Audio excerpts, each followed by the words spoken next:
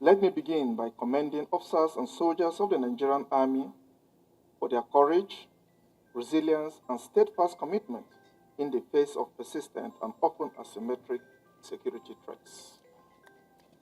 Across various theaters of operation, our troops have continued to demonstrate professionalism despite confronting determined adversaries employing adaptive operational methods. While we have recorded significant operational success, the Nigerian Army has also suffered some setbacks.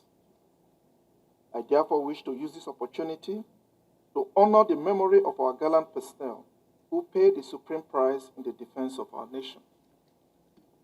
We owe them an enduring obligation to honor their sacrifices by redoubling our resolve and intensifying collective efforts to decisively defeat all adversaries.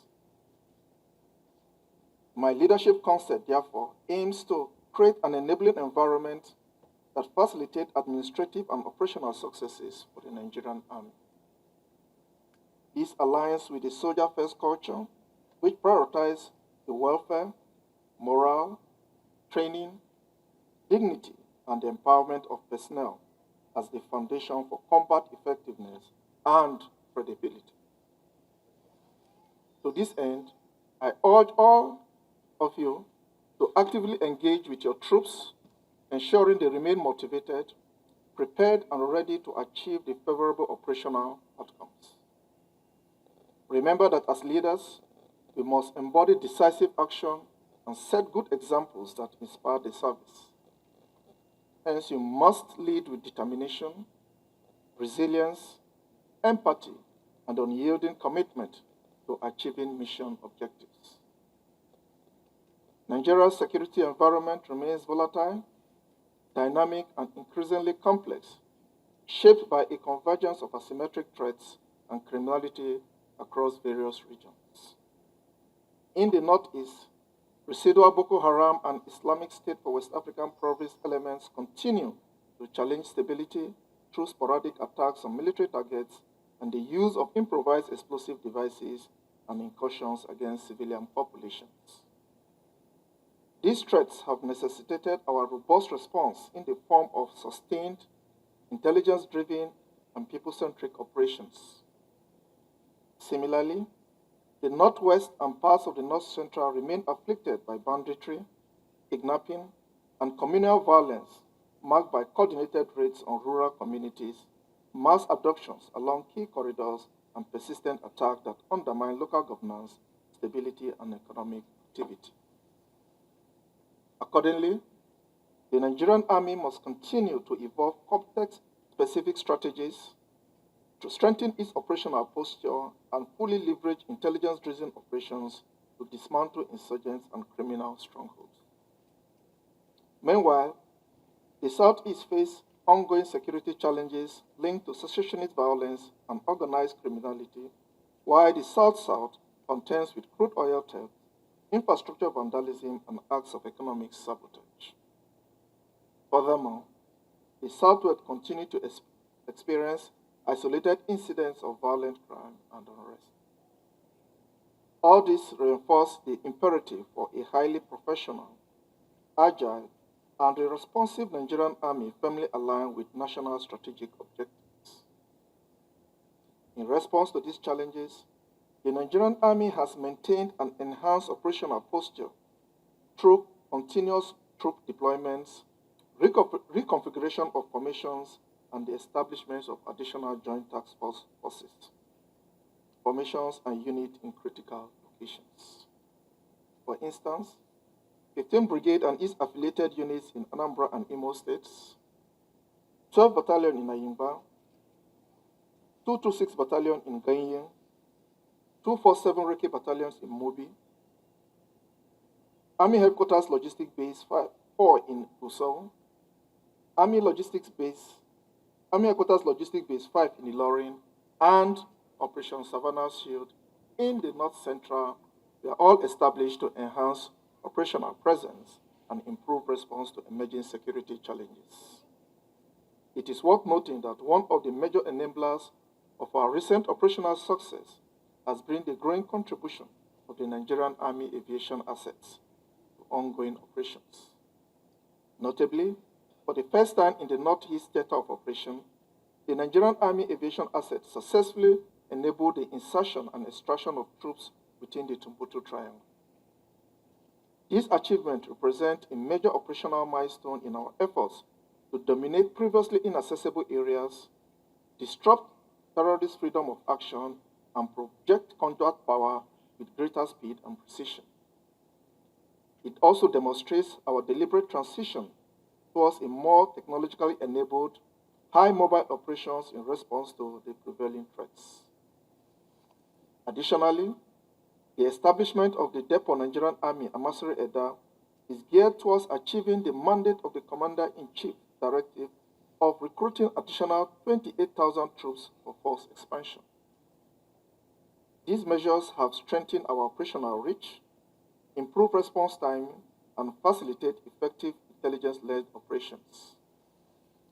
Consequently, we have continued to disrupt criminal networks, degrade adversary capabilities, and restore relative calm in several previously volatile areas. We are also not oblivious of the security situation around our contiguous countries with Nigeria, which necessitate the deployment of troops for Operation Atienli Lafia 1 and 2 to restore democracy, ensure security, and the peaceful conduct of elections in the Republic of Benin. Equally important is the need to deepen joint and interagency collaborations while integrating technology, innovation, and real-time intelligence into our operations. We must remain proactive and adaptive, recognizing that today's threat demands flexible strategies, sound judgment, and decisive command at all levels. In a bid to guide the direction of the Nigerian Army under my stewardship, I articulated the command philosophy which seeks to advance the transformation of the Nigerian Army into a more professional, adaptable, combat-ready, and resilient force capable of discharging its constitutional responsibilities within a joint and multi-agency environment. This philosophy underscores my commitment to purposeful leadership, operational excellence, and institutional continuity, while providing a coherent framework for aligning our doctrine, training, administration, and operations within evolving security realities and national strategic objectives. It is important to reiterate that strategic cooperation remains a fundamental pillar of my command philosophy. Indeed, no nation can successfully confront the evolving nature of terrorism, insurgency, and transnational crimes in isolation.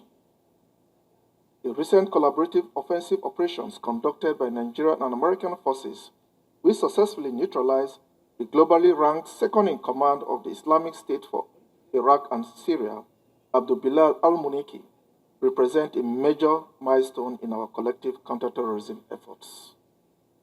This achievement clearly demonstrates the growing effectiveness of intelligence sharing, precision targeting, and a collaboration with strategic partners committed to regional and global security.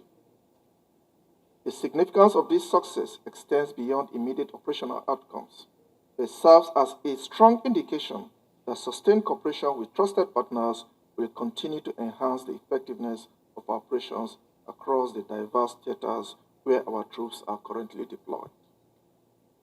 I therefore charge commanders at all levels to continue to foster interagency cooperation and strategic partnerships while remaining adaptive and mission-focused in the conduct of operations. It is also important to leverage every available collaborative mechanism to deny criminals and terrorist elements the freedom of action. Let me at this juncture humbly appreciate His Excellency Bola Ahmed Tinubu, Grand Commander of the Order of the Federal Republic, President and Commander-in-Chief of the Armed Forces, Federal Republic of Nigeria, for his sustained strategic direction and unwavering support to the Nigerian Army.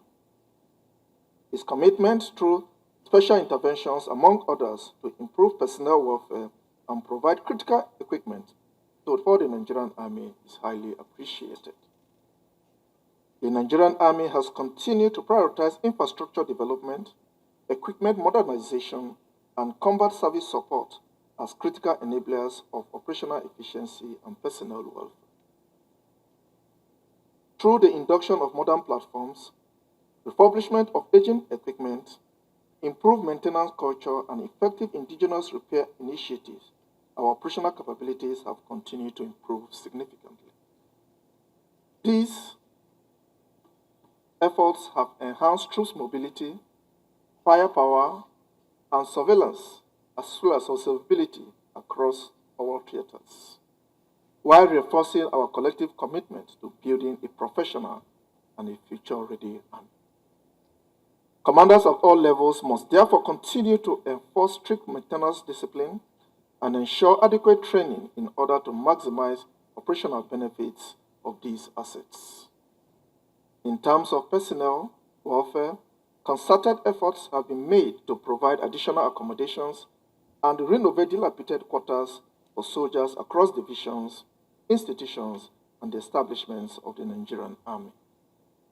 Currently, the construction of the Phase 2 of Bola Ahmed Tinubu Barracks, Aviation Barracks in Mina, Ayimba Barracks, and the Depot Nigerian Army and Masri Eda Barracks is currently ongoing. Equally important is the need for us to recognize that a motivated and adequately supported and professionally fulfilled soldier remains the foundation of operational success. In line with this awareness, I approved an increase in the scarce skill allowance for all our personnel. This intervention has significantly boosted the morale and the welfare of our personnel, particularly those deployed in the field. Interventions have also been made in the healthcare through prompt medical evacuations, both locally and abroad, as well as improvement in our hospital facilities. We shall continue to prioritize policies and initiatives that improve the living conditions, healthcare, accommodation, and the overall welfare of our personnel and their families. I therefore urge commanders to continue to ensure maintenance of facilities in their care and give priorities to personnel welfare. Recall that the Chief of Army Staff, Lieutenant General W. Shaibu, Nigerian Army Medal, took over the mantle of leadership of the Nigerian Army precisely on 30th October 2025. Since then, there has been no doubt that his visionary leadership style and the professional conduct of officers and soldiers have been instrumental in the successes achieved so far across various theaters of operations. While we have made significant strides in our counterinsurgency efforts in the Northeast to anti-banditry operations in the Northwest and recently in the North Central and other parts of the country, our journey has not been without setbacks.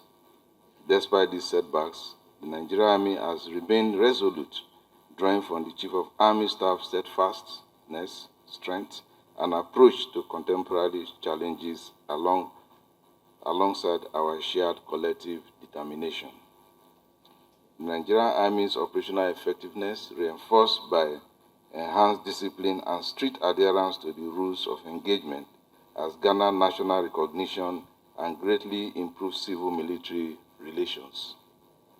It has also reaffirmed the Nigerian Army's reputation as the pride of the nation, wholeheartedly committed to protecting Nigeria's sovereignty.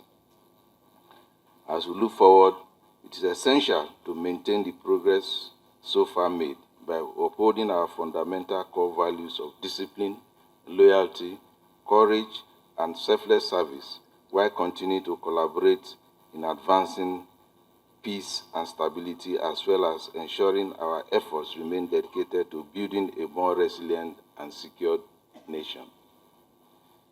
The Chief of Army Staff, sir, please permit me to re-echo that under your able leadership, the Nigerian Army remains steadfast in its constitutional duties at ensuring a secure environment for socio-economic growth.